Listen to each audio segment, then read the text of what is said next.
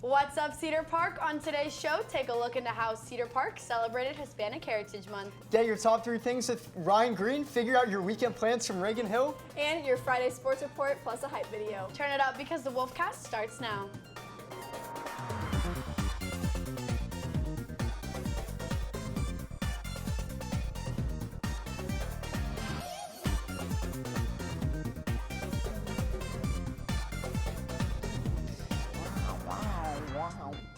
Welcome back to the Wolfcast. I'm Abby Martinez, and I'm joined this morning by Jack Polshik and Katie Whitmarsh. Hispanic Heritage Month is a whole month dedicated to Hispanics and their culture. Reporter Reese Elizondo has more.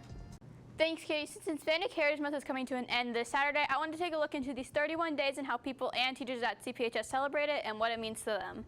Hispanic Heritage Month is a perfect time and way to celebrate culture and tradition. We have many ways to celebrate this important month, like going to a Mexican restaurant downtown or reading a book by a Spanish author. Being a Hispanic can mean many different things for many different people, just like what it means to Assistant Choir Director Victor Torres. To me, being Hispanic, it's about just being with those that are like you, those that have the same care and compassion that you have. And so that's a big part of the way that I try to live my life and try to be Hispanic, is take care of those around me. But it isn't always easy. Many Hispanics experience the same racism that many other people from different races face. Sometimes it can be defeating, but it won't put Office Register Alice Christopherson down or make her hate where she came from. People look at me and they look at the color of my skin rather than who I am.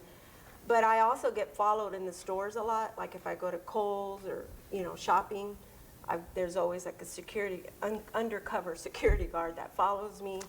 I did confront one, and I asked him, I said, "Are you following me?" And he goes, "Yes." And I go, "Do you think that I'm going to take the merchandise without paying for it?" And he goes, "Yes, I do." And I said, "Well, I pay for my merchandise." So I put everything back and I left. In the end, the best part of being Hispanic can be the family you create in your communities. The sense of support as well. I'm 45 years old. And I've been a coach for 22, 23 years, and my aunts and uncles. You still have one more day to celebrate this month of culture, so do it while you still can. Thank you, Reese. Next up, reporter Ryan Green has the top 3 things we need to know for today, but first, these announcements.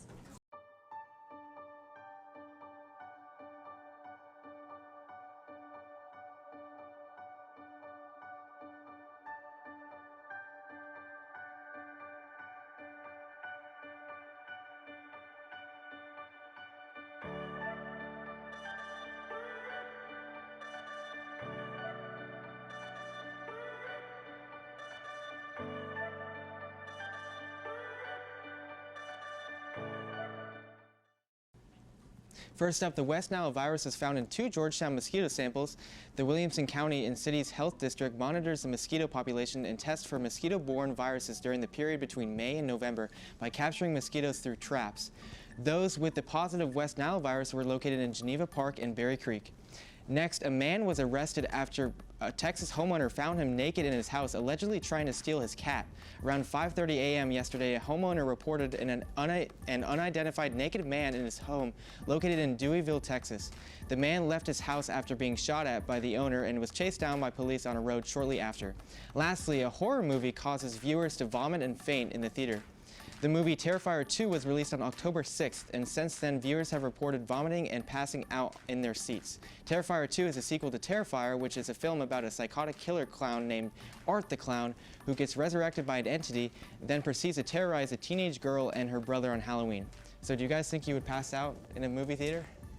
I don't know. I'm not a scary movie girl, but I don't understand how, It must be like, there must be something else other than them just like throwing it because of the movie. yeah, there's got to be like a That's jump. extreme. maybe they had some bad popcorn, and then it upset their stomach, and then You're they right. just couldn't Maybe handle it's it. a theater. Yeah, and then it was just, the clown. And Yeah. I mean, we were getting chased by clowns here for a little bit, so We should be used to it. Back to Yeah. the good old days. yeah. 2016. Fine.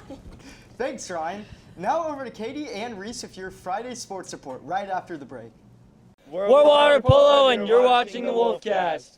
Welcome back to the Wolfcast Sports Report. I'm Katie Whitmarsh. And I'm Reese Elizondo. The 4th and District volleyball team heads over to Rouse tonight, what is sure to be a big game. So far this season, the Raiders have only lost 8 total games and are 1st in District. We're wishing good luck to all our Lady Timberwolves. And a quick fall/winter sports update. This past week, the girls basketball team finished up their final fall season game. After a good start to what is sure to be an eventful season, we can't wait to see what the team has in store when their season officially starts up in the next month or so. And finally, tonight is Pink Out. Make sure to head over to Gupton Stadium to watch the Black Rain take on the Hendrickson Hawks. Our prediction is that it's going to be a good game that leads in Cedar Park's favor. And that's all we have for you today, but make sure to check out this hype video.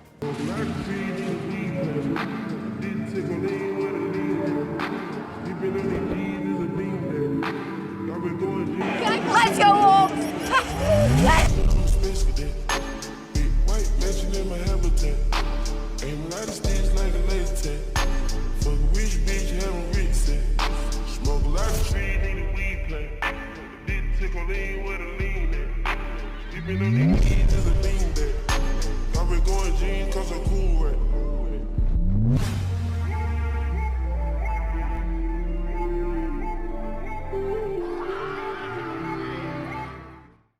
Now we have Reagan Hill here for your weekend destinations. Reagan, what's going on this weekend?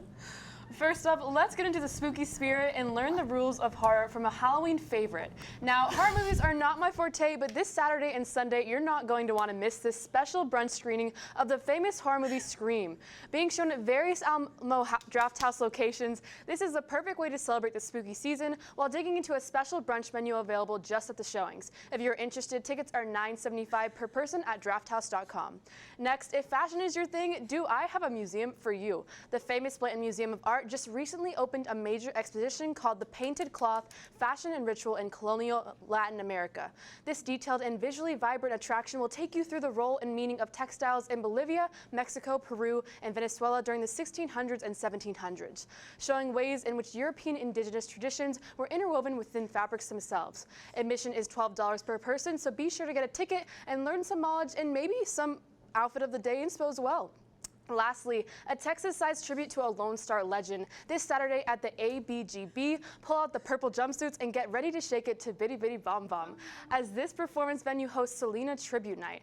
Las Chicas and 512, an all-woman tribute band, will be playing some of Selena's biggest hits, so get ready to cumbia at the 9 p.m. and spend time reminiscing the Queen of Tejano. For more information, visit theabgb.com. And those are your weekend destinations. I hope everyone has a fantastic Friday and a wonderful week in Cedar Park. With CBHS News, I'm Reagan Hill. Back to you guys. Selena! I mean, literally in broadcast, Selena is tradition. We love her. I mean, if y'all remember, I did teach the class to cumbia, so. Yes, we had a whole slideshow presentation. That is right. We have Fiesta Fridays. Yes. It's happening right now. We watched the Selena movie. It's a big deal. I know. Selena? We're all going, right? Yeah, for sure. Absolutely. Of course. 100%. We're all going. Yep.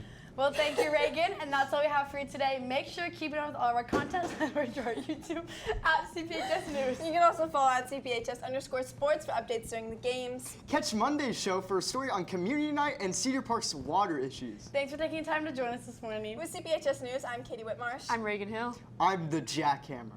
And I'm Abby Martinez. Remember, make it a great day or not. The choice is yours. Have a fantastic Friday, Cedar Park. Peek out!